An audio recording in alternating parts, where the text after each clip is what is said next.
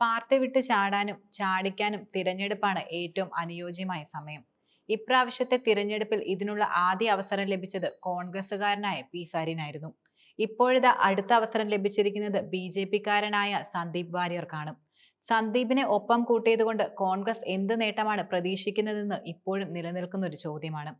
സന്ദീപിനെ പ്രധാനമായും അറിയുന്നത് ചാനൽ ചർച്ചകളിൽ BJP-യുടെ മുഖമായി മാത്രമായിരുന്നു. ഇതിനപ്പുറം ആരാണ് സന്ദീപ് വാര്യർ എന്നത് നിലനിൽക്കുന്ന ഒരു ചോദ്യമാണ്. പഴയ വള്ളുവനാടിന്റെ ഭാഗമായ ഒറ്റപ്പാലം നിയോജക മണ്ഡലത്തിലെ ചെത്തല്ലൂരാണ് സന്ദീപ് വാര്യരുടെ നാട്. ചെറുപ്പം മുതൽ തന്നെ അദ്ദേഹത്തിന് രാഷ്ട്രീയത്തോട് വലിയ താല്പര്യമുണ്ടായിരുന്നു.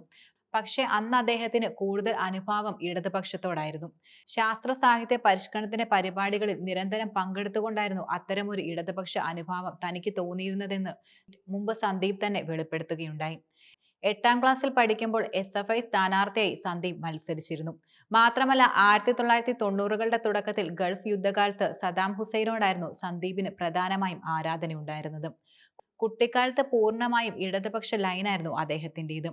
മുൻ പ്രധാനമന്ത്രി അടൽ ബിഹാരി വാജ്പേയിയുടെ പ്രസംഗങ്ങളും മറ്റും കേട്ട് അദ്ദേഹത്തോട് വലിയ ആരാധന സന്ദീപിന് തോന്നിയിരുന്നു. ഈ ആരാധനയാണ് അദ്ദേഹത്തെ BJP-യിലേക്ക് അടുപ്പിച്ച പ്രധാന ഘടകം. അക്കാലത്ത് BJP-യുടെ ത്രിമൂർത്തികളായിരുന്നു വാജ്പേയി, LK അദ്വാനി, മുരളി മനോഹർ ജോഷി എന്നിവർ. ഇവരെക്കുറിച്ച് പത്രത്താളുകളിൽ വന്ന വാർത്തകളും സന്ദീപ് സ്ഥിരമായി വായിച്ചിരുന്നു. പിന്നീട് പതിയെ പതിയെ ഇടതുപക്ഷത്തോട് താല്പര്യം വിട്ട് അദ്ദേഹം BJP-യിലേക്ക് അടുക്കുകയായിരുന്നു. തുടർന്ന് പ്രാഥമിക വിദ്യാഭ്യാസത്തിനു ശേഷം പെരിന്തൽമണ്ണ കോർപ്പറേറ്റീവ് കോളേജിലായിരുന്നു പഠനം നടത്തിയത്. തന്റെ കോളേജ് പഠനകാലത്ത് BJP-യുടെ വിദ്യാർത്ഥി സംഘടനയായ ABVP പ്രവർത്തിക്കാൻ അദ്ദേഹത്തിന് കഴിഞ്ഞിരുന്നില്ല. അതിന് പിന്നിലെ പ്രധാന കാരണം കോളേജിൽ ABVP പാർട്ടി ഇല്ലായിരുന്നുവെന്നതാണ്. എന്നാൽ പിൻകാലത്ത് അദ്ദേഹം BJP നേതാവായി മാറി. യുവമോർച്ചയുടെ പഞ്ചായത്ത് തലത്തിലായിരുന്നു അദ്ദേഹത്തിന്റെ ആദ്യ സംഘടന ചുമതല എന്നത്. തുടർന്ന് BJP-യുടെ പഞ്ചായത്ത് ചുമതലയിലേക്കും വരികയുണ്ടായി. പിന്നീട് യുവമോർച്ചയുടെ ജില്ലാ ചുമതലയും BJP നിയോജക മണ്ഡല ചുമതലയും ലഭിച്ചു. മറ്റൊരു കാര്യം, അദ്ദേഹം പ്രവാസിയായി സൗദി അറേബ്യയിലേക്കും പോകുകയുണ്ടായി. തുടർന്ന് 3.5 വർഷങ്ങൾക്ക് ശേഷമായിരുന്നു അദ്ദേഹം നാട്ടിൽ തിരിച്ചെത്തിയത്. പിന്നീട് രാഷ്ട്രീയത്തിൽ വളരെ സജീവമായി മാറി. കൂടാതെ തൃശൂർ ജില്ലയുടെ പ്രഭാരിയായും യുവമോർച്ച സംസ്ഥാന സെക്രട്ടറിയായും പാർട്ടി സംസ്ഥാന സമിതി അംഗമായും അദ്ദേഹം പ്രവർത്തിക്കുകയുണ്ടായി. അദ്ദേഹത്തിന് കൂടുതൽ താല്പര്യം മാധ്യമപ്രവർത്തനത്തോടും എഴുത്തിനോടുമായിരുന്നു. മാത്രമല്ല ജന്മഭൂമിയുടെ മണ്ണാർക്കാട് ലോക്കൽ കറസ്പോണ്ടന്റായും അദ്ദേഹം പ്രവർത്തിച്ചിരുന്നു. മാത്രമല്ല പാർട്ടിയിൽ അദ്ദേഹം കൂടുതൽ ശ്രദ്ധിക്കപ്പെടുന്നത് 2019 മുതലാണ്. ആധാർ വിഷയത്തിലുള്ള സുപ്രീം കോടതിയുടെ വിധി പുറത്തു വന്ന ദിവസമായിരുന്നു അത്. അന്ന് BJP പ്രതിനിധീകരിച്ച് പങ്കെടുത്ത ഒരു ചാനൽ ചർച്ചയാണ് സന്ദീപിന്റെ രാഷ്ട്രീയ ജീവിതത്തിൽ പ്രധാന വഴിത്തിരിവായത്. ഈ ചർച്ചയിൽ അദ്ദേഹം ഉന്നയിച്ച ശക്തമായ വാദമുഖങ്ങൾ അദ്ദേഹത്തിന് യഥാർത്ഥത്തിൽ വളരെയധികം പ്രശംസ നൽകുകയുണ്ടായി. തുടർന്ന് ചാനൽ ചർച്ചകളിൽ എല്ലാം BJP-യുടെ സ്ഥിരം മുഖമായി സന്ദീപ് മാറി. എതിരാളികളെ ഞെട്ടിക്കുന്ന തരത്തിലായിരുന്നു അദ്ദേഹത്തിന്റെ ശൈലി.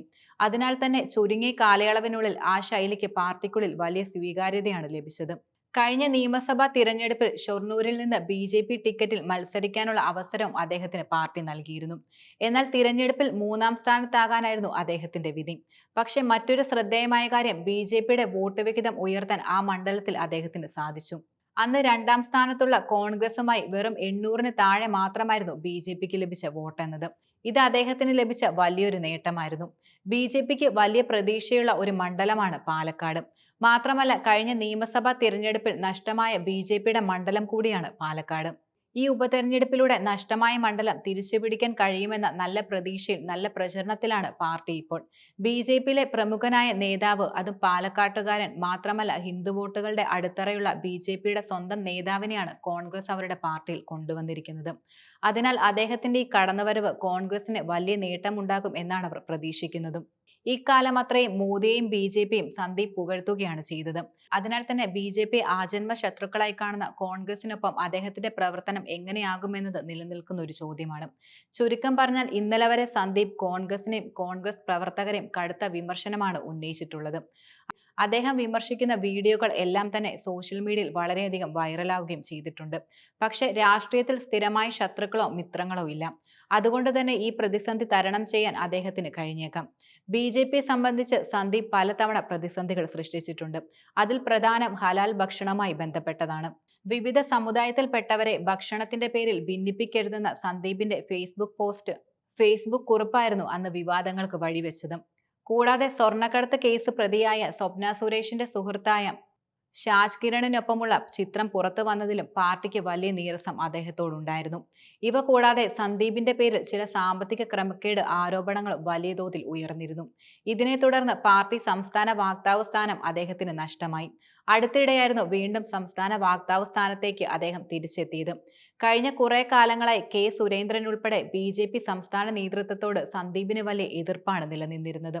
മാത്രമല്ല പാലക്കാട് ഉപതെരഞ്ഞെടുപ്പുമായി ബന്ധപ്പെട്ട വിവാദങ്ങൾ ഇതിന്റെ ആഘാതം വളരെയധികം കൂട്ടി. അദ്ദേഹം സംസ്ഥാന കമ്മിറ്റി അംഗമായിട്ട് പോലും പാർട്ടി വേദികളിൽ തനിക്ക് വേണ്ട പരിഗണന കിട്ടുന്നില്ലെന്ന് പരാതി ഉയർത്തിയിരുന്നു. എന്നാൽ പാലക്കാട് സ്ഥാനാർത്ഥി ശ്രീ കൃഷ്ണകുമാറിനെതിരെയും സന്ദീപ് ഫേസ്ബുക്ക് പോസ്റ്റ് ഇടുകയുണ്ടായി. ഇതോടെ കാര്യങ്ങൾ കൂടുതൽ പരസ്യമായി മാറി. പിന്നീട് പല നേതാക്കളും പ്രശ്നം പരിഹരിക്കാൻ ശ്രമിച്ചുവെങ്കിലും സന്ദീപ് അതിന് വഴങ്ങിയില്ല. ഇതോടെ സന്ദീപ് CPIയിലേക്ക് പോകുന്നുവെന്ന തരത്തിലുള്ള റിപ്പോർട്ടുകൾ വന്നിരുന്നു. പാർട്ടിക്കെതിരെ ശക്തമായ വിമർശനം തുടർന്നിട്ടും അച്ചടക്ക നടപടി സ്വീകരിച്ച് സന്ദീപിനെ വീരപരിവേഷം നൽകേണ്ട എന്നായിരുന്നു പാർട്ടിയെടുത്ത നിലപാട്. പാർട്ടിയായി തന്നെ പുറത്താക്കില്ലെന്ന് അദ്ദേഹത്തിന് ഉറപ്പായി. അവസാനം സന്ദീപ് തന്നെ തന്റെ രാഷ്ട്രീയ വഴി തിരഞ്ഞെടുത്തു. സുരേന്ദ്രനും അദ്ദേഹത്തിന്റെ സംഘവുമാണ് താൻ കോൺഗ്രസിലേക്ക് വരാനുള്ള പ്രധാന കാരണമെന്ന് അദ്ദേഹം തന്നെ വെളിപ്പെടുത്തി. ഇത്രയും കാലത്തെ തന്റെ BJP പ്രവർത്തനത്തിൽ ജാള്യത തോന്നുന്നുവെന്ന് വരെ സന്ദീപ് പറയുകയുണ്ടായി. ഇത്തരത്തിൽ BJP ശക്തമായി വിമർശിച്ചാണ് അദ്ദേഹം തന്റെ കോൺഗ്രസിലേക്കുള്ള ചുവടുമാറ്റം നടത്തിയിരിക്കുന്നത്.